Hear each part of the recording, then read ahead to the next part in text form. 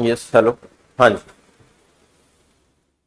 तो देखो, कल अपन है ना पॉलिटी स्टार्ट करी थी, जीके जीएस वाली जो सीरीज है उसमें पॉलिटी कर रहे हैं अपन। जीके एंड जीएस, ये जीके जीएस की सीरीज रखेंगे। इसमें सारी ही जीके की क्लासें अपने को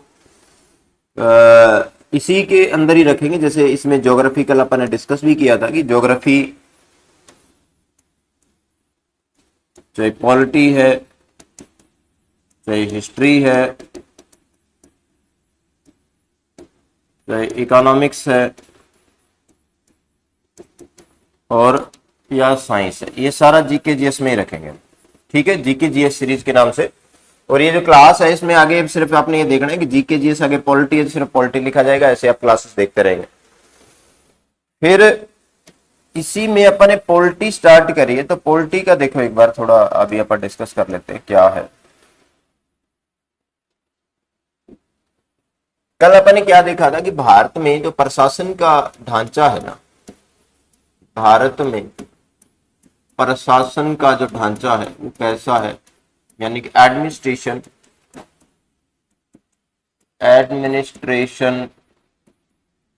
के लेवल।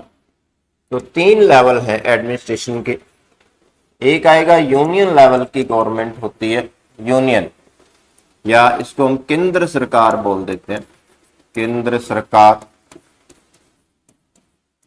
दूसरा स्टेट लेवल की गवर्नमेंट होती है, स्टेट यानी कि राज्य सरकार, राज्य सरकार।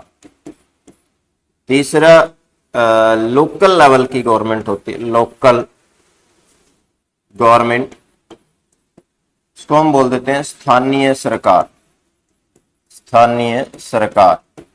ये जो लोकल लेवल की गवर्नमेंट है, कल वाली क्लास में अपन ने डिस्कस कर लिया था, ये क्लास आपको ऐप में मिल गई होगी। अब इसके बाद अपन ने देखा ये ना पहला चैप्टर ही है। पहला चैप्टर का मतलब है भी ये मेरा पढ़ाने का तरीका ये है। पॉलिटी अलग अलग लोग अपने हिसाब से पढ़ाते हैं, लेकिन मैं इसको इस तरीके से पढ़ाता हूं, मेरा पढ़ाने का तरीका ये है। अब मैं हिंदी वाले डिलीट कर रहा हूं, बाकी इंग्लिश के पढ़े रहेंगे। एक इसके साथ ही अपन ने क्या डिस्कस किया था कल, डिस्कस ये किया था कि हर जो सरकार है उसके जो फंक्शंस, काम है, उसको अपन डिवाइड कर देंगे, बांट देंगे। अपन इनके कामों को बांट दिया। एक एग्जीक्यूटिव फंक्शंस अपन लिया था, एग्जीक्यूटिव फंक्शन यानी कि कार्यकारी कार्य, कार्यकारी कार्य, कार्यपालिका करती है। एक लेजिस्लेटिव फंक्शन, लेजिस्लेटिव फंक्शंस, विधायी कार्य, विधायी कार्य विधानपालिका करती है। और एक आएगा जुडिशरी फंक्शंस, न्यायिक कार्य, न्यायिक कार्य। अब देखो इससे क्या बनेगा, यूनियन गवर्नमेंट की जो कार्यकारी कार्य करने वाली इकाई है उसमें कौन कौन आएंगे, तो उसमें आ जाएगा एक तो प्रेसिडेंट आएगा, प्रेसिडेंट, राष्ट्रपति, प्रधानमंत्री, मिनिस्टर्स, और कौन आएगा, और आएगा अटॉर्नी जनरल। अटॉर्नी जनरल, ये पढ़ेंगे आप अटॉर्नी जनरल क्या आता है, अटॉर्नी जनरल। ठीक है, ये सारे यूनियन गवर्नमेंट की एग्जीक्यूटिव बनाते हैं ये सारे के सारे। अब यूनियन गवर्नमेंट के जो लेजिस्लेटिव फंक्शन कौन करती है, तो यूनियन गवर्नमेंट के लिए लेजिस्लेटिव फंक्शन करती है पार्लियामेंट। पार्लियामेंट एक संस्था है, उसको हम बोलते हैं संसद। जो यूनियन गवर्नमेंट का जो लेजिस्लेटिव फंक्शन करती है संसद करेगी। और संसद में क्या आते हैं, 3 इसके अंग है, पार्ट है। जैसे राष्ट्रपति है, वो संसद का अंग है, राष्ट्रपति। इसके साथ क्या आ जाता है, लोकसभा, लोकसभा भी अंग है। और इसके साथ क्या आ जाता है, राज्यसभा।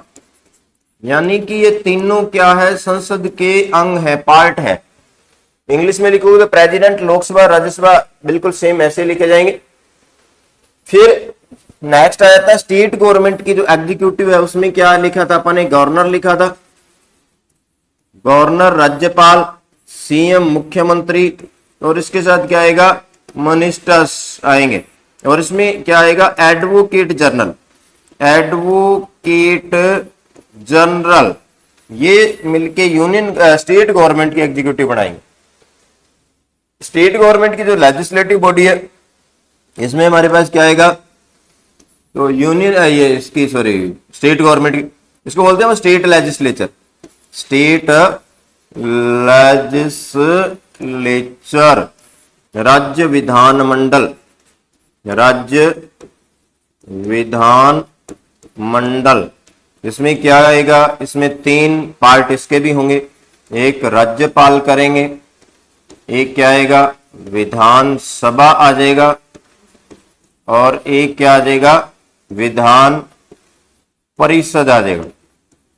ओके, ये इतने तक अपन ने कल पढ़ लिया था ये सारा। अब आज इसी के बारे में थोड़ा सा और डिस्कस करेंगे। अब मैंने बताया इसे आगे नेक्स्ट पेज पे जाकर डिस्कस करेंगे कि भारत क्या मतलब पॉलिटी पढ़ने का सबसे पहला चैप्टर यही होता है। पहले इसी को पढ़ाता हूं मैं, कल वाली क्लास देख लेना, उसमें थोड़ा इसको ज्यादा एक्सप्लेन किया हुआ।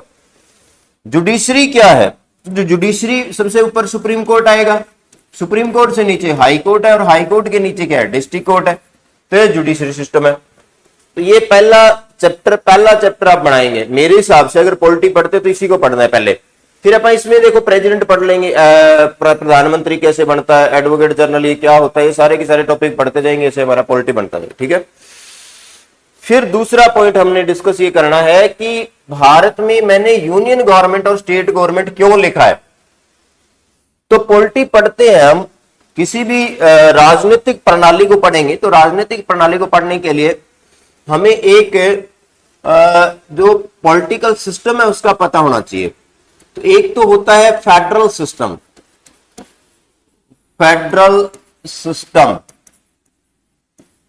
एक होता है यूनिटरी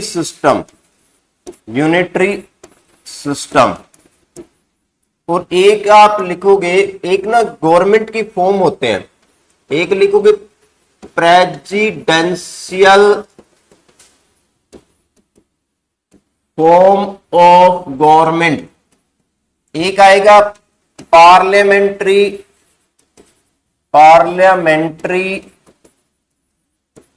फॉर्म ऑफ गवर्नमेंट।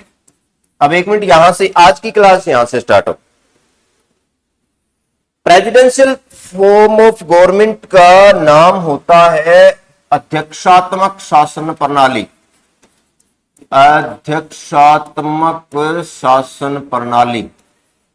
अध्यक्षात्मक शासन प्रणाली, ये नोट कर लेना, अध्यक्षात्मक शासन प्रणाली। पार्लियामेंट्री फॉर्म ऑफ गवर्नमेंट होता है संसदीय शासन प्रणाली, संसदीय शासन प्रणाली। फेडरल सिस्टम होता है संघात्मक ढांचा, संघात्मक सरकार। यूनिटरी होती है एकात्मक सरकार, अब आज अपन इसको डिस्कस करेंगे। पहले ये दोनों साथ साथ डिस्कस करते हैं, ये दोनों साथ साथ डिस्कस करते हैं। फेडरल सिस्टम और यूनिटरी सिस्टम क्या होता है आगे वाले पेज पे जाके अपन डिस्कस करेंगे। अब देखो एक बार, एक तरफ तो अपन लिख लेते हैं फेडरल सिस्टम, कंपैरिजन करेंगे यहां पर। एक तरफ अपन लिखेंगे फेडरल सिस्टम,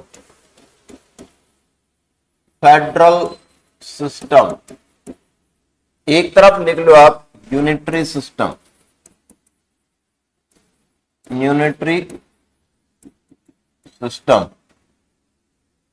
हिंदी लिखने की जरूरत नहीं है ना, बार बार एक बार लिख दी हिंदी मैंने। ये जो फेडरल सिस्टम है ये आपको मिलेगा यूएसए में, संयुक्त राज्य अमेरिका में। यूनिटरी सिस्टम मिलेगा यूके में, इंग्लैंड में। पहले यूनिटरी सिस्टम को देखो। यूनिटरी सिस्टम ऐसे होता है, यूनिट का मतलब एक होता है, जो सरकार की इकाई है, सरकार है वो एक ही सरकार होती है। यहां पर ये ऑर्डर है, ये जो लाइनें मैंने लगाई है ये ऊपर से आदेश आ रहे हैं, मतलब नीचे जितने भी डिवीजन किए जाते हैं, जैसे डिस्ट्रिक्ट बना दी, स्टेट बना दिए, उन सभी नीचे जितने भी प्रशासनिक डिवीजन है उनके लिए जो आदेश आते हैं, ऑर्डर आते हैं, वो ऊपर से ही आ रहे हैं। आदेश देने वाली एक ही इकाई होती है। यानी कि यहां पर इंग्लैंड में बात करते हो तो इंग्लैंड में राज्य तो है, लेकिन इंग्लैंड में राज्यों के पास इतनी शक्तियां नहीं है कि वो अपने डिसीजन खुद ले सके। डिसीजन खुद लेने का मतलब बताता हूं मैं आपको, अभी अपन डिस्कस करेंगे उस चीज को। राज्यों के पास इतनी शक्तियां नहीं है, राज्यों को शक्तियां मतलब हर मामले में केंद्र सरकार, इंग्लैंड में हर मामले में जो केंद्र सरकार है वो आदेश देती है, इंस्ट्रक्शन देती है राज्यों को प्रशासन चलाने के लिए, भाई ये करो, ये नियम बनाओ, ये सारा कुछ। और जो स्टेट है इंग्लैंड के, वो केंद्र सरकार की इंस्ट्रक्शन को फॉलो करते हैं। क्यों? क्योंकि इंग्लैंड में राज्यों को स्वायत्तता नहीं है, स्वायत्तता नहीं है, ऑटोनॉमी नहीं है। ऑटोनॉमी बोलते हैं इसको, ऑटोनॉमी, ऑटोनॉमी नहीं है। ऑटोनॉमी वर्ड यूज करूंगा मैं। ऑटोनॉमी का मतलब होता है, वे देखो जब बच्चा छोटा होता है तो हर काम के लिए अपने फादर पे डिपेंड करता है, कपड़े खरीदने हैं, बुक्स खरीदनी है, पैसे लेने हैं।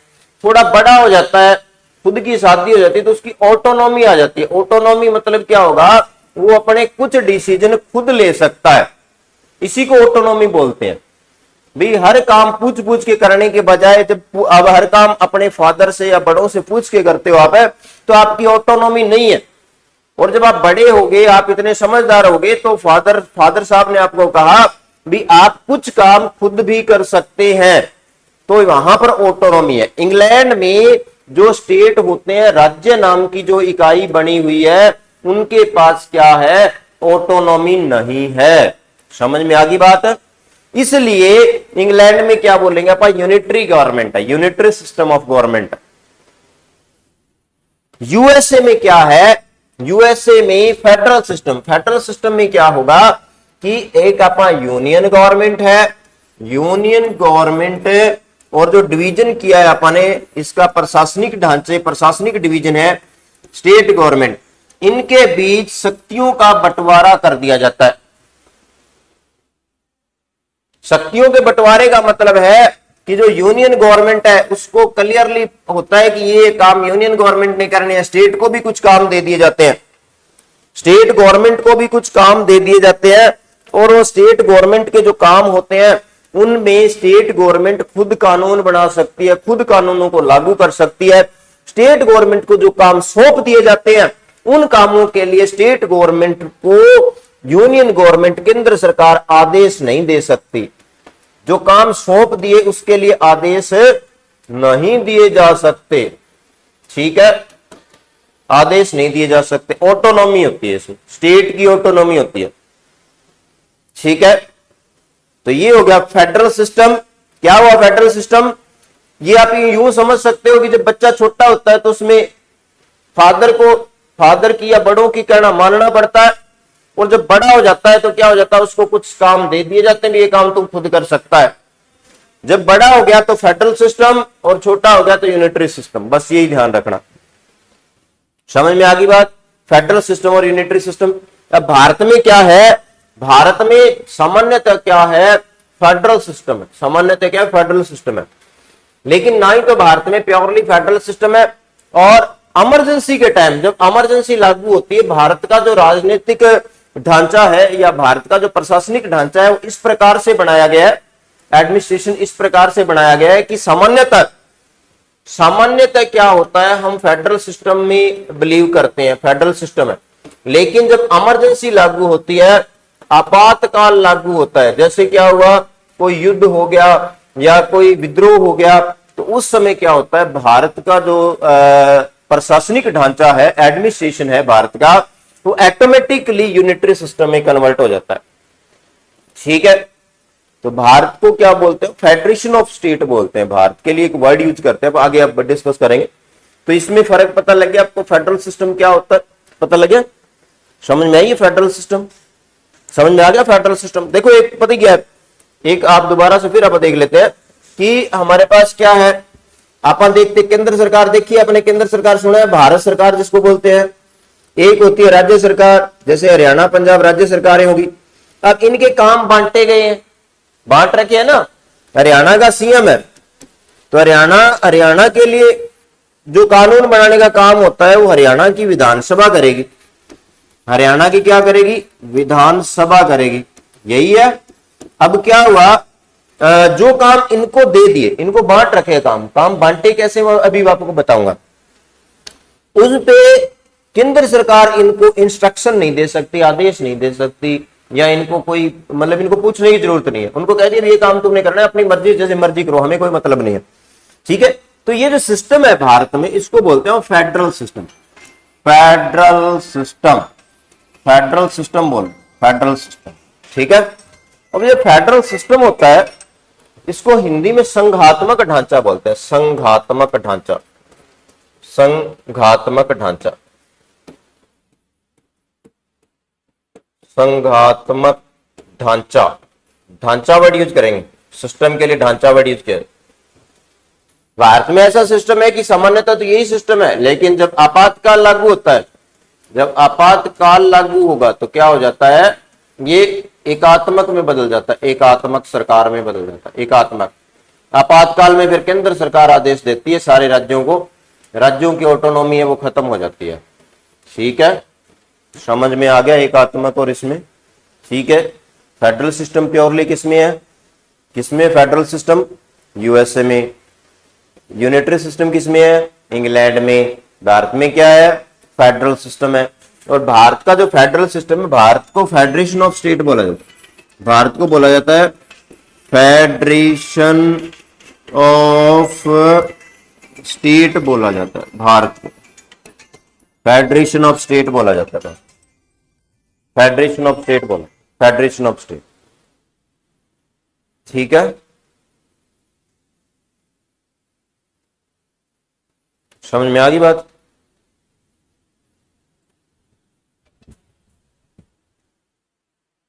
चलो आगे,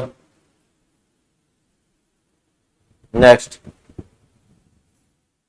अब हम बात करेंगे, अब भारत का जो फेडरल सिस्टम है उसके बारे में थोड़ा देख लेते हैं।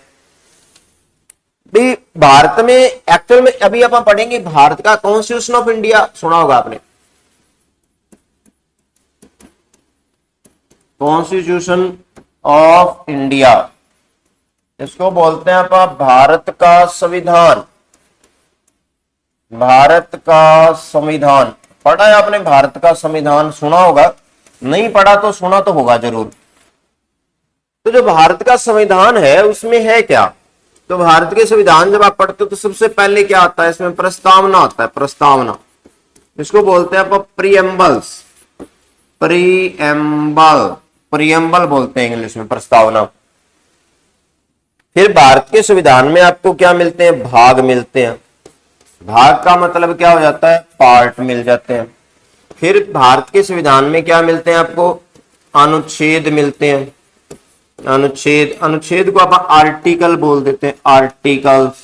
ठीक है, और इसके अलावा क्या मिलेगा, अनुसूचियां मिलती हैं, अनुसूचियां, अनुसूचियां, जो अनुसूचियां इसको बोल देते हैं आप शेड्यूल्स बोल देते हैं। ठीक है, ये भारत के संविधान का ढांचा है। अब फिर मैं समझाता हूं इसको। भारत के पार्ट करते हो तो 22 पार्ट है भारत के संविधान में, आर्टिकल करते हो तो 395 आर्टिकल है, और शेड्यूल करते हो तो 12 शेड्यूल है, 12 शेड्यूल में बांटा हुआ।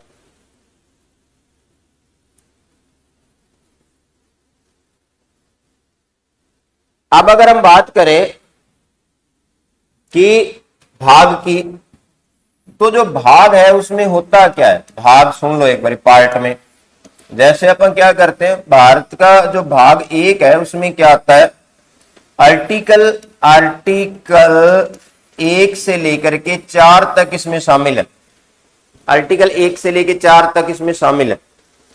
अब है क्या इसमें, ये भाग 1 भारत और इसके संघ क्षेत्रों से जुड़ा है, भारत व इसके संघ क्षेत्र, भारत व इसके क्षेत्र, आप यूं कह सकते हैं क्षेत्र। ठीक है, इनके बारे में। अब ये होता क्या है, इसमें ये है कि भारत का नाम पहले आ जाता है, पहले आर्टिकल में आएगा भारत का नाम, है ना।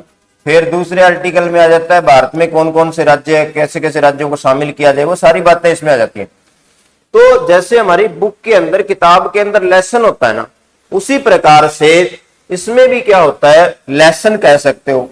तो पार्ट एक लेसन हो गया, और एक लेसन में एक जैसी बातें जैसे लिखी जाती है उसी प्रकार से इसमें एक जैसी बातें अपन लिख देते हैं।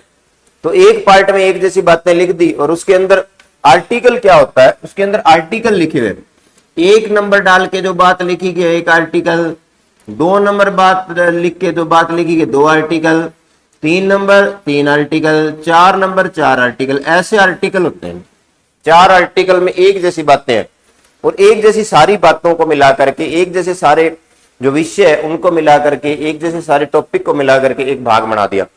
और इस तरह से पूरे भारत के संविधान में 22 भाग है, 22 भागों में बटा हुआ है। और फिर अगर आप बात करते हो आर्टिकल, आपको पता लगी गया 1 2 ऐसे 395 बातें लिखी गई है। इसके बाद जो बातें यहां तक आ गई, ठीक है, इसके बाद जो बातें एक्स्ट्रा रह गई उसके लिए क्या किया गया, शेड्यूल जोड़ी गई, शेड्यूल जोड़ी गई। शेड्यूल्स में क्या होता है, भी लास्ट में कुछ 3 4 एक विषय को लेकर के, किसी एक सब्जेक्ट को लेकर के, किसी एक मुद्दे को लेकर के क्या है 3 4 पेज पे लिख लिया और उसको लास्ट में जोड़ दिया गया, 1 नंबर शेड्यूल होगी। ठीक है, तो इस तरीके से क्या किया गया, भारत के संविधान में जब संविधान लागू हुआ था उस समय 8 शेड्यूल जोड़ी गई थी। 9वें नंबर की शेड्यूल, 10वें नंबर की शेड्यूल, 11वें नंबर की शेड्यूल और 12वें नंबर की शेड्यूल बाद में जोड़ी गई। 8 तक तो पहले थी, 4 शेड्यूल बाद में जोड़ी गई है। ठीक है, अब ये भारत के संविधान का इंट्रोडक्शन आ गया। तो अभी तक अपन ने क्या डिस्कस कर लिया है, अभी तक अपन ने डिस्कस किया है फेडरल सिस्टम क्या होता है, संघात्मक ढांचा क्या होता है, यूनिटरी सिस्टम क्या होता है, उसके बारे में डिस्कस कर लिया है। अभी अपन फिर संविधान का थोड़ा सा मैंने आपको बता दिया। अब भारत का अपन ने देखा था कि भारत में क्या है, फेडरल सिस्टम है। तो क्या है, फेडरल सिस्टम है, संघात्मक ढांचा है। यानी कि भारत में जो केंद्र सरकार है और राज्य सरकार है, इनके बीच में क्या किया गया, शक्तियों का बंटवारा कर रखा है अपन, डिवीजन ऑफ पावर्स कर रखा है, शक्तियां बांट रखी है। कौन से विषय पर केंद्र सरकार कानून बनाएगी, कौन से विषय पर राज्य सरकार कानून बनाएगी, ये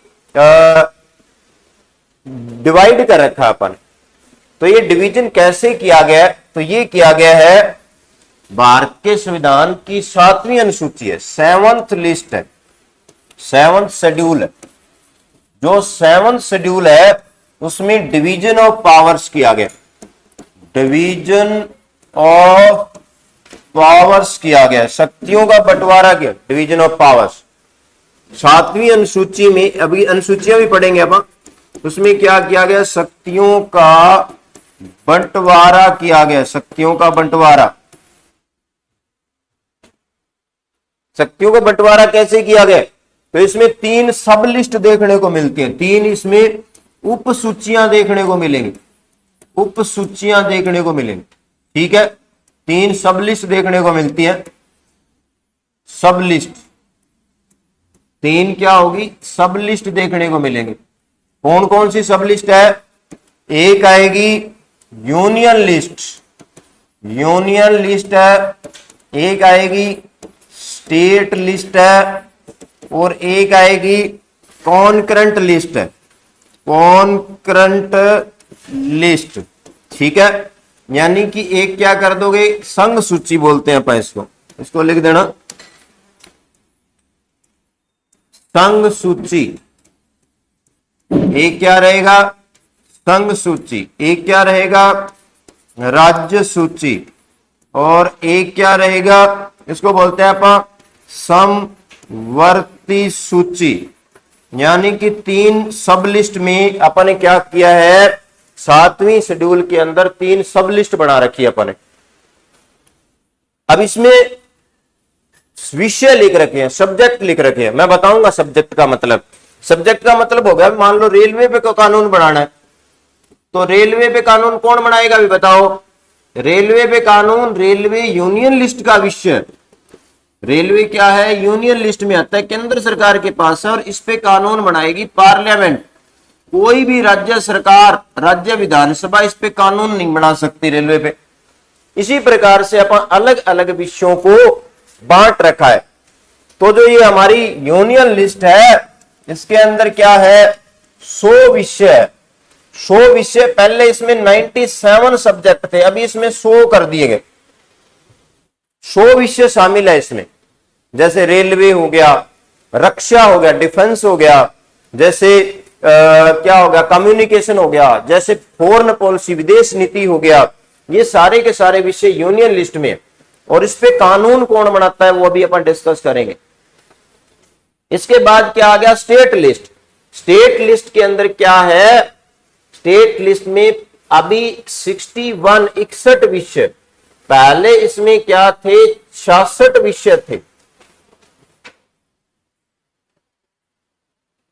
कॉन्करेंट लिस्ट में क्या है, अभी 52 विषय, 52, और पहले कितने थे, इसमें 47 विषय थे। 5 सब्जेक्ट को इसमें से निकाल के इसमें डाल दिया गया। तो जो 7वीं सूची है उसमें क्या किया गया, अपने शक्तियों का बंटवारा किया गया। क्यों, क्योंकि हमारा क्या है, फेडरल सिस्टम है, और फेडरल सिस्टम में क्या है, अपन राज्यों को भी शक्तियां देते हैं। राज्यों को कह दिया इन विषयों पे तुम कानून बना सकते हो, इन पे तुम डिसीजन ले सकते हो। तो राज्यों को जो विषय, जैसे पुलिस का विषय, पुलिस आपने सुना होगा, Haryana police, Rajasthan police, Punjab police, police पे कानून कौन बनाएगा, राज्य सरकार। आर्मी पे कोई कानून, आर्मी होती है क्या, हरियाणा आर्मी, राजस्थान आर्मी, ऐसा कोई नहीं ना होता, देश की इकट्ठी आर्मी होती है। तो आर्मी पे, डिफेंस पे कानून कौन बनाएगा, यूनियन गवर्नमेंट। रेलवे पे कानून कौन बनाएगा, रेलवे पे कानून बनाएगा केंद्र सरकार, क्योंकि रेलवे एक ही है, भारत रेलवे, भारतीय रेल कहते हैं इसको। रेल नहीं ना सुना, हरियाणा पंजाब का अलग अलग। तो स्टेट लिस्ट के विषयों पे राज्य सरकार कानून बनाती है, यूनियन लिस्ट के विषयों पे केंद्र सरकार कानून बनाती है। और कानून बनाने की संस्था कौन सी है, तो आप यहां कर दोगे, कानून बनाने वाली जो संस्था है केंद्र सरकार की, इसका नाम आ जाता है पार्लियामेंट। पार्लियामेंट, पार्लियामेंट यानी कि केंद्र सरकार के जो विषय उन पे संसद कानून बनाती है। राज्य सरकार के विषय, जो स्टेट लिस्ट के विषय, इन पे विधानसभा कानून बनाएगी।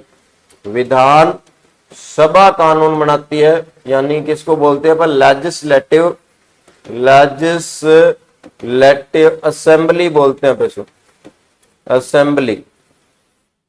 और कॉन्करेंट पे दोनों ही कानून बना सकते हैं, कॉन्करेंट पे कानून बनाने हैं, दोनों बना सकते हैं। जैसे शिक्षा, एजुकेशन कॉन्करेंट का विषय है, ठीक है। तो भारत में क्या किया गया है, क्लियर कट शक्तियों का बंटवारा कर रखा है। किसमें कर रखा है, 7वीं अनुसूची में कर रखा है। 7वीं अनुसूची में कितनी लिस्ट है, 3 सब लिस्ट है। 3 सब लिस्ट में विषय आपने देख लिए। यूनियन लिस्ट जिसपे केंद्र सरकार कानून बनाती है, पहले 100 विषय थे, पहले 97 थे, अभी 100 हो गए।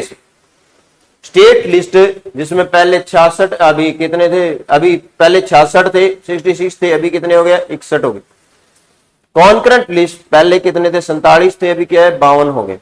तो इन पे कानून दोनों बना सकते हैं, इन पे राज्य सरकार कानून बनाती है, उस पे केंद्र सरकार कानून बनाती है। और ये डिवीजन कर रखा है, क्लियर कट डिवीजन कर रखा है, इसलिए क्या है, ये भारत में फेडरल सिस्टम है। ठीक है, चलो आज आप इतना ही डिस्कस करेंगे। ओके, क्लास को ज्यादा से ज्यादा लाइक एंड शेयर भी किया करो भाई। Okay, thank you.